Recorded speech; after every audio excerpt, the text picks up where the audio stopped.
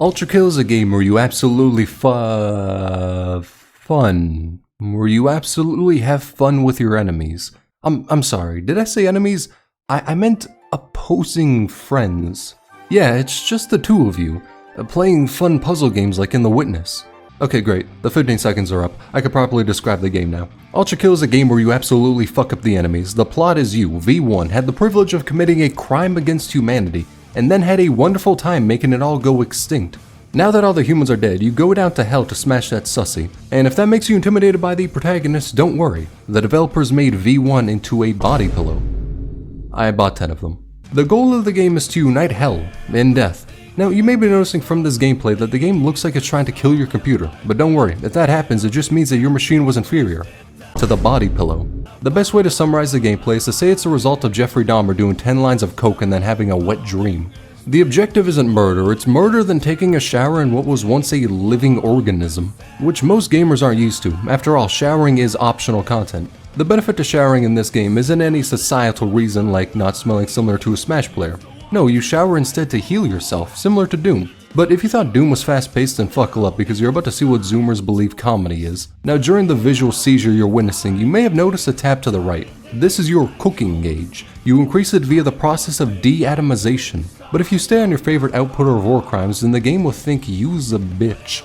So you need to diversify your prelude to slaughter. Your weapons include Pimp Pistol, Rambo is my idol, I wanna taste them, Nuke, a literal nuke. That's what it actually is. Anime. Leatherface was my idol, the penetrator. Someone else's limb, worthlessness, and the Bussy Buster. The combination of these will help you navigate the Geneva checklist as you rack up style points. It's you against the world, or at the very least, what's remaining of it. The only time you're done in this game is when you get the 100% genocide route finished. You will go through many different locations such as Meat Grinder, Swinger City, the Titanic, the Little Mermaid, Vor, Aladdin, the shittiest decision of my life, the Sistine Chapel, a Christian Minecraft server, a dating sim, don't talk about it, and Ohio. As you go through these areas, you'll commit so much genocide to the point where you'll rename the game Bible 2.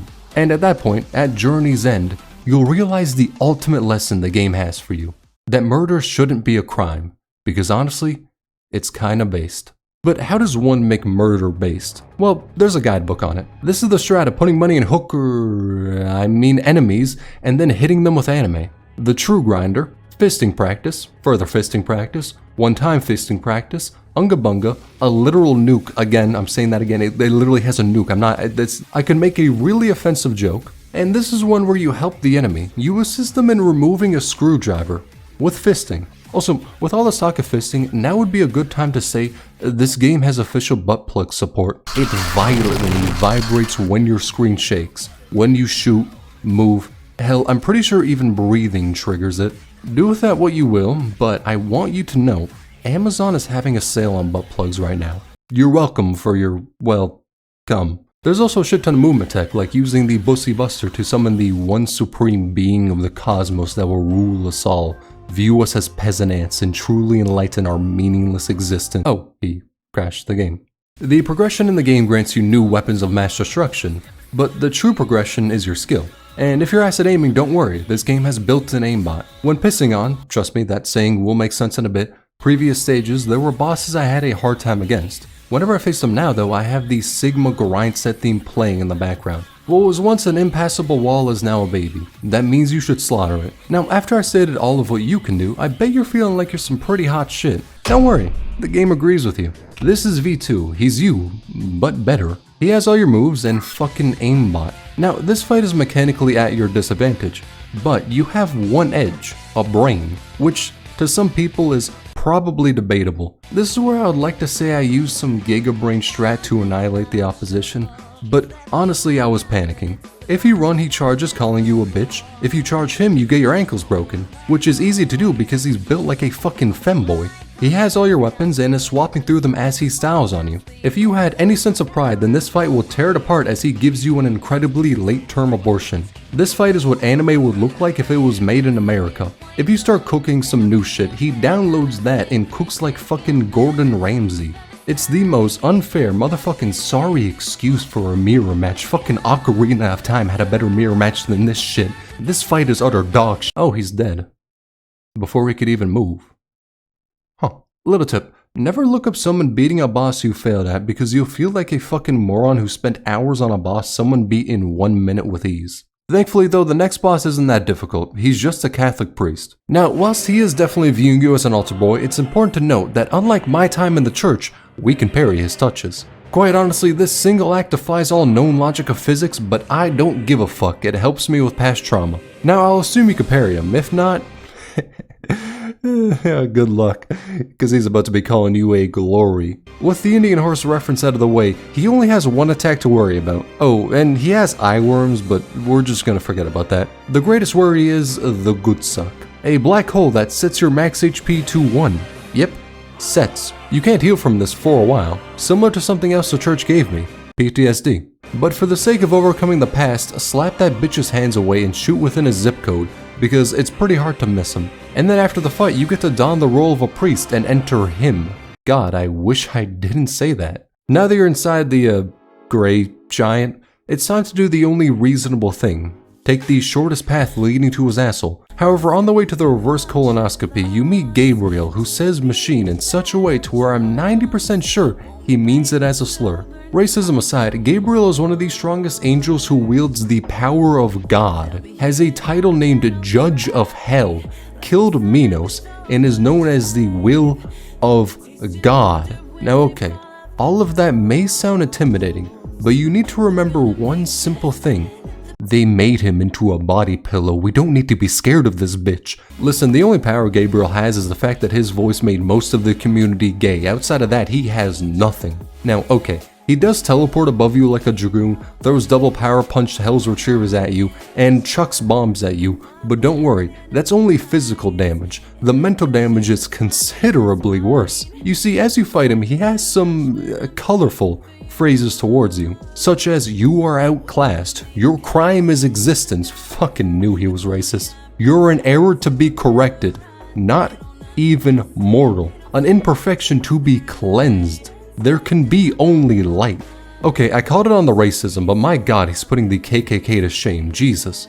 "You are less than nothing." Okay, apparently he's fucking low tier god as well. However, hopefully by watching this you figured out what to do against him, because Lord knows I haven't. But I do know one thing, before his second phase, if you go underneath him and throw coins into his pussy and then penetrate him with a laser, then you could take away about half of his HP. And after getting whooped, he runs, yet still finds the time to shit talk you. Thankfully though, the next boss doesn't speak, because he is you. V2 is back, and I don't think he's appreciative towards the fact we're wearing part of him. Now, since your last fight against him, your arsenal has grown.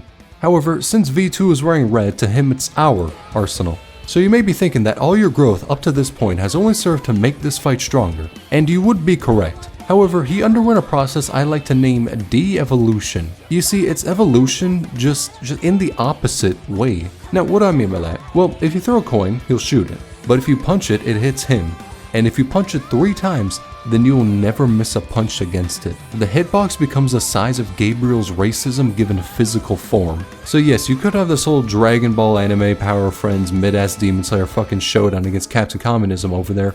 Or you could punch a coin a couple of times. You make the decision. There's only one correct decision. Now, little word of warning, you'll see this ferryman on the Titanic. Don't ask me why the Titanic is in hell, the answer should be obvious. But see, what you want to do is pay the toll.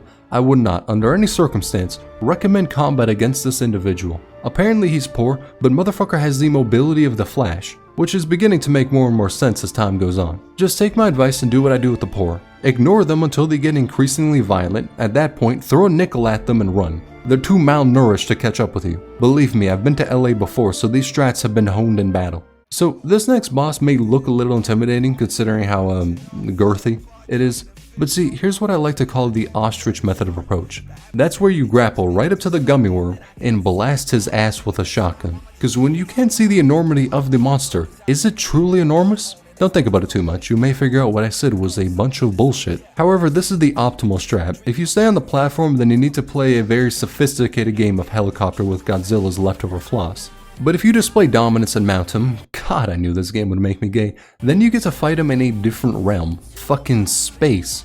At this point, it's less of a fight and more of a Kingdom Hearts opening. Though honestly, when you mount him, there's realistically nothing he can do, and you basically get to fuck the shit out of him. I pray that is not taken out of context. Speaking of homoerotic things, Gabriel is back. Now, I know in the past he was a little racist.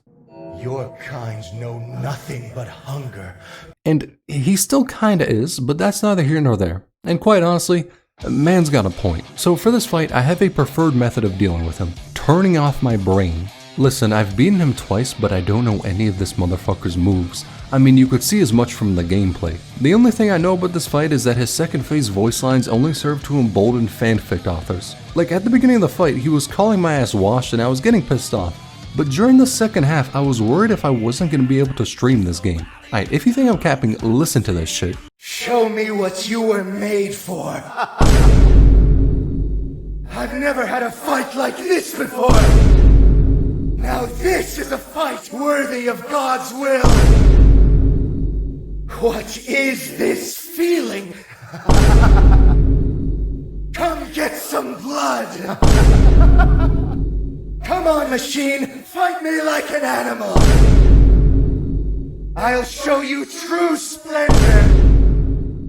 If you think that was cherry-picked, bro, that was all his voice lines. Gabriel is in a closet with a transparent fucking door and a spotlight being shown at it whilst it's live streamed to the fucking universe. This motherfucker isn't leaving a breadcrumb trail of gayness, he's leaving the whole loaf and hoping V1 picks it up. If the upper layers were still alive, he'd be living in San Francisco. And I'd be living next to him. Ayo, who said that? Will I be streaming their third fight? I'll have to see if I could do live streams on Pornhub because I'm confident that's the only platform where it won't be banned. But with Gabriel out of the way, there's only one boss left. However, it's a little hidden, so let me lay down how to get to it. If you completely decimate a stage, you get a P rank on it. Which I assume means perfect, but I like to imagine it means I pissed all my enemies. And after getting P rank on all Act 1 stages, you could go into a secret area with a spine pathway. A little question, fucking why? Although at the end of the path, you get to see, what the fuck is that monstrosity? Okay, so this took a little bit of a strange turn, and now we're fighting something from fucking Terraria. A stationary target that will always take up about a third or more of your screen. With that being said, do you think it's gonna be easy? Of course not. This motherfucker could heal off of the ads he spawns. What you're meant to do, and believe me, I could recite this better than my national anthem because I spent 2.5 fucking hours on it, is kill all the ads and then damage the boss in the brief time you have. Also, as you do that, he summons the burning wrath of the sun to smite you, and summons a black hole which stalks you around and sets your max HP to 1. The ads he summons are the tiniest fucking things, bro. They could fit in a goddamn Pringles can. Let's not even talk about the 2 Easter Island heads peppering your ass with lasers. And God forbid you let this bitch heal off of 1 ad. He eats that shit like a full course meal and regens 1/10 of his HP. From one motherfucker who's tinier than a Rubik's Cube.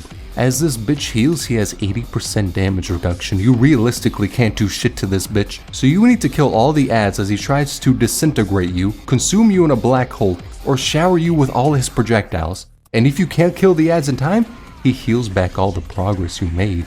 Now, of course, after saying all that, there is a really easy way to beat him, but I wanted somebody else to share in my trauma. All you gotta do is Hiroshima him, then circle him around going unga bunga to kill him in one phase. I'm glad he can be killed easily, but it doesn't make me happy. However, with that being done, we can finally leave this bitch-ass place. What's that?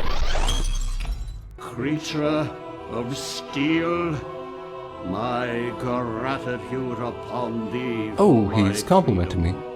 But the crimes thy kind have committed against humanity are not forgotten. Oh fuck. For the uninitiated, this is Minos Prime. How do I summarize him? Well, this is the beginning of the fight, and this is 5 seconds later. You got that? Good, you'll be seeing it a lot. Throughout the game, you steadily grow into the perfect killing machine, and then he teaches you that growing was a fucking mistake. To put Minos into perspective, he brought a fist into a gunfight and he's still beating your ass. The goal in the fight isn't victory, it's survival. To him, your parries are optional. The snakes he shits out never truly miss you either. They're just taking the scenic route. He dictates the fight by constantly teleporting around and sometimes using you as a fucking muppet.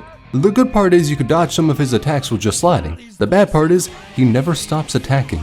This is the best boss ever made. It perfectly recreates what a fight between 2 crackheads on the street looks like. And as he's teleporting around, punching the shit out of you, after he tells you what move he'll do, I want you to hear one fact about Minos. Gabriel beat his ass. yeah, fucking Gabriel. Holy shit, he is fucking washed if he was able to beat this Dragon Ball wannabe way back when. However, Gabriel isn't here to save us, and this is attempt number 50. Unfortunately, there is no strategy against him. The greatest advice is to play at max FOV. Just pray you're not epileptic so he doesn't kill you in the real world. You wanna know the most terrifying part about Minos? He wasn't made into a body pillow. If you think you can put the game down and get him the next day, then a little word of warning is, you have to fight the flesh prison again. So when you enter the octagon against fucking that, you better be prepared to win. He's the greatest boss I've ever faced, and also the one who's bitched me the most. And Ultrakill is the greatest shooter I've ever played. Does it have the most complex story with deep and meaningful characters? No, but it's hype as fuck and has an angel which grows progressively gayer every time he swaps blood with you. Ultrakill is a child that Doom and Devil May Cry made, except that child is also addicted to cocaine. I wouldn't go into Ultrakill expecting it to be masterful in the areas it focuses less on, like the story, but I play the game because it's the greatest shooter ever made and easily a masterpiece. After playing this game, I know that all shooters I play afterwards are going to feel sluggish to hell and back. So to fix that problem, I developed a cocaine addiction. It's been working so far. Can't you see I'm blazing? Still my heart is blazing. If the words kill me, I don't